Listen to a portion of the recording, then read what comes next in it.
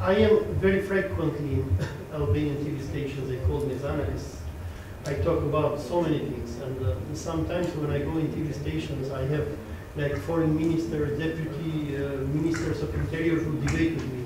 And when I mention, I say, why is Albania doing these things that Americans are saying? When we finish the debate, they tell me, oh, see, why you mention that, on the camera? I mean, we don't have freedom. And unfortunately, the European Union is not really present in Albania to tell to Albania to stand up on its feet and to look after its own interest and our interest as European after all. And the thing is that this is a problem. I mean, we do not have, because our politicians are corrupt. Albania is one of the most corrupt countries in Europe, and they will do anything. Patricia, thank you. Okay. I just want to thank, first of all, Anna, which is, like me, an Iranian agent. We are two Iranian agents in the parliament. No, I'm laughing, but it's very sad, very sad story. Thank you for organizing this prestigious this conference and to have invited this prestigious guest. Everything has been said, I think, this afternoon about what we need to know on the net, which is dangerous for Iran because they want to install a radical Islamist Marxist regime that would be anything but in accordance with the democratic values that we defend as MPs in the European Union and which Iran needs. Thank again, Anna, because this subject is only very rarely analyzed, debated, or simply mentioned here in the European Parliament, and more broadly in the European institutions concerning the threat that the make represent for Iran, for the Middle East, and therefore for our security within the European Union. And I just want to make a parenthèse to explain, because myself in 1998 I was involved in the Mojahedin-e Khalq. In France, the Mojahedin-e Khalq, MEC. And I was approached by one Iranian friend. It is not a secret. Fariba Ashkoudi. She was, you know her. Yes. She's a well-known writer. And at that time, I was fighting for women's rights, and she told me it's terrible what is going on in Iran with women's rights, blah blah blah. And so I accepted to work with her and the Mojahedin-e Khalq during 2 years, and I make conferences to explain how bad was the Iranian with the Iranian power with the poor. Iranian women, and even making a video of the lapidation of the women. I make many conferences around France with this issue, and I was invited in a demonstration to go to a demonstration in Paris. And one day I arrived at the demonstration, and we were all obliged to be like this. I think, and I had the feeling. I said, no, my God, it's not possible. I am in a sect. It was a feeling. Nobody told me nothing about it. It was in 1998. I said, it is a sect here because we have all to shout one word and the other one. It was organized like a sect. Well, I was not really part of that. I was helping my friend Fariba. And so I decided to go. I have another, it was the time the Taliban arrived in Afghanistan, so I have another subject to care about. And 1 year ago, I cut with Fariba. I don't met her. And 1 year ago, I met her in Paris in a restaurant. And she told me, oh, I finished with the Mujahideen for me a long time ago. This is a sect. They are terrible. Nothing with democracy. It is a totalitarian organization, and so I have nothing to. And now I am living in Tehran, and I think if you want to have the things move, we have to do it inside the civic society in Iran, and not with these people who are the puppets of the CIA, or I don't know who. So that's why to explain my my own experiences with this group. So in France, the MEC at present, they are installed in my constituency in the Paris region. Their leader at that time, Massoud Rajali, has settled there in the early 1980s, as you know. MEC members meet every year still in Paris region, bringing together tens of thousands of people, like this was the case in July 2017 in Villepinte, a French city near Paris.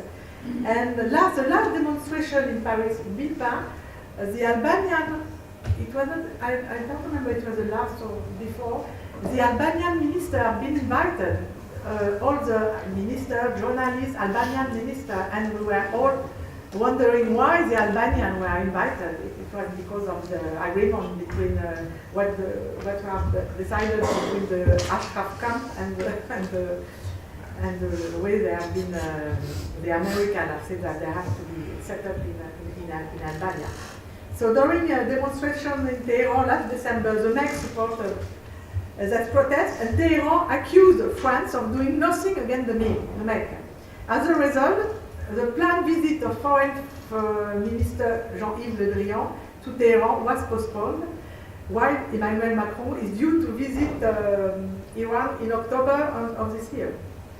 But above all, MEC have poisoned relations between France and Iran for too long. The support, even the financing of Saudi Arabia MEC no longer surprise nobody today, while at this very moment the French president received in Paris Mohammed bin Salman, leader of a country, Saudi Arabia, to which one we continue to sell weapons, a country which divulgates Salafist ideology and finance terrorist group while conducting a totally useless war in Yemen, a war that Saudi Arabia is losing and desperately seeking to get out of it.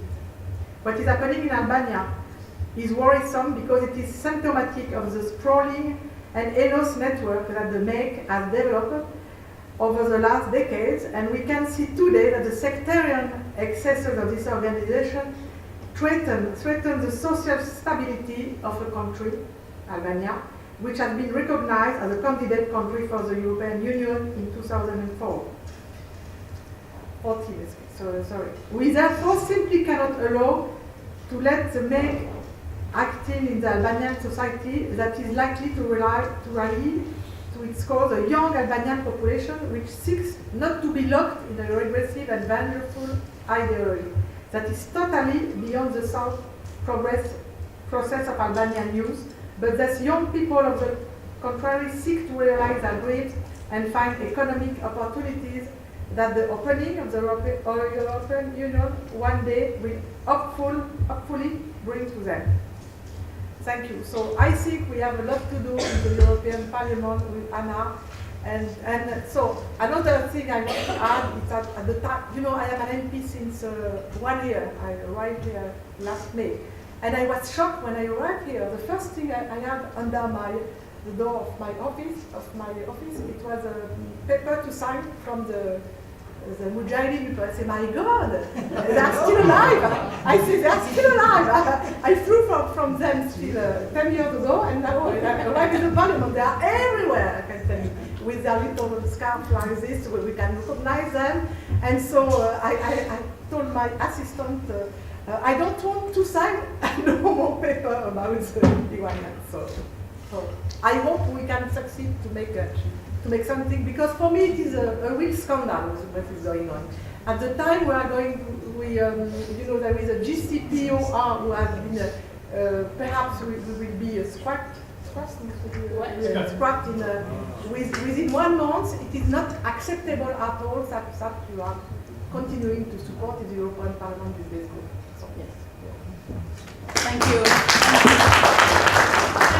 I'm sorry. But the questions are over.